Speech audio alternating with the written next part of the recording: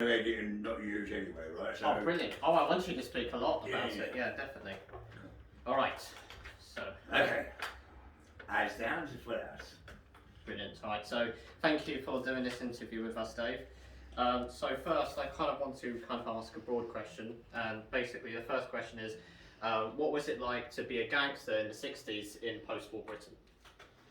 I should imagine, as I'm only 62 myself, and I was very, very young at the time, but I grew up with all of the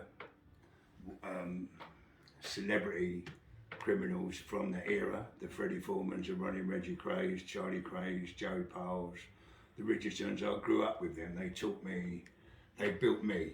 I built this out of what I actually thought they were. So I built this.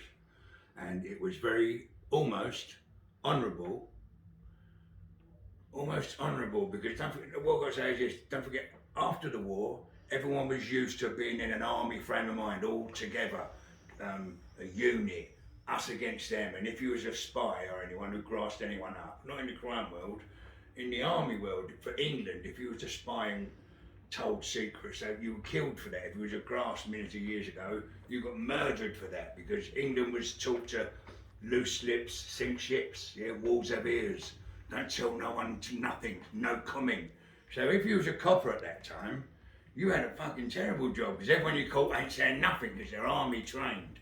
And all of their crimes, not all of their crimes, a majority of the big famous crimes were, I believe, army orientated. The mum likes her boys to have nice clean clothes, sharp trousers, clean shoes, nice short haircut. Well, that's what you got in the army, right? And so you was almost proud of your son to say he's a bank robber, right? You can't stand up today and go, my dad's a drug dealer, because that don't cut it. It's not the same. It's a different era of criminal. There was respect among criminals, and the reason I think that is because they'd all been sort of army trained. So they had they understood the importance of a pecking order, right? Which is what's gone wrong in British crime today. No one understands the pecking order. Everyone wants to be in charge. It doesn't fucking work that way. That's true. You have to know, I'm a private, you're a sergeant major, and everyone has to bow to the next one. You just have to. That's how it fucking works. And when they was doing crime then, they worked their crime like the army, you know what I mean? They did it in a much more professional hit and run way than we do today. You understand what I mean? Only because everyone now wants to be in charge. That's true. There was one big naughty gang once, and everyone listened to them. You could carry on being naughty, but you still had to do that to them.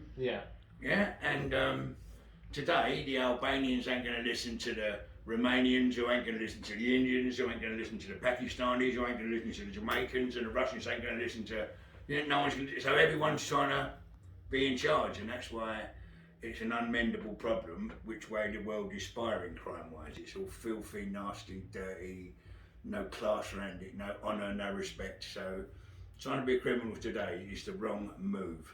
Right? It is the wrong move, reason being, you're not pitting your wits against a Sherlock Holmes policeman, you're trying to beat technology. That's true. Where they're filming you from the moon, listening to your phone, tracking your car, bugging you can't, if they put a surveillance warrant on your local priest for 3 months on his house, his phone, his car. Everyone does something wrong somewhere, you know what I mean? So they'll catch you now if you're a criminal. So it's the wrong era to be a criminal. The word gangster isn't a real word anymore. It's a historical word for romantic, naughty figures of the past, like pirates, cowboys, knights in shining armour, gangsters. They're all romantic, naughty boy figures of the past, but there is no more gangsters. There's no more people going to stick them up with a gun and running in the bank, right? Because everyone pays with a cheque. There's fuck all in the bank, or it's all Barleycorn, there's no money in there. They'd rather run in and nick the memory out of your computer and sell the addresses on the dark web for 4 million quid or something. So the day of the gangster and the criminal is completely and utterly finished, and the style and quality and class around the criminal then is no longer. Because them days, there was a million different crimes to do. If you had a room full of criminals, you'd have a safe cracker, a bank robber, a burglar, a cat burglar, fraudster or what. Now you just got narcotics, and there's no class around drugs. Yeah. Right? All your morals and the rules bend in your head, which shouldn't really, which didn't in them days, because there wasn't drugs about for them to get into drugs. They were still doing the gangstery thing, right? Okay. But now it's easier to go and make a couple of million quid on selling heroin. Yeah.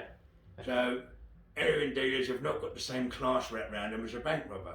Yeah. They're two different sorts of people. I mean, I'm not saying one's wrong, but class-wise, I'm one, Yeah.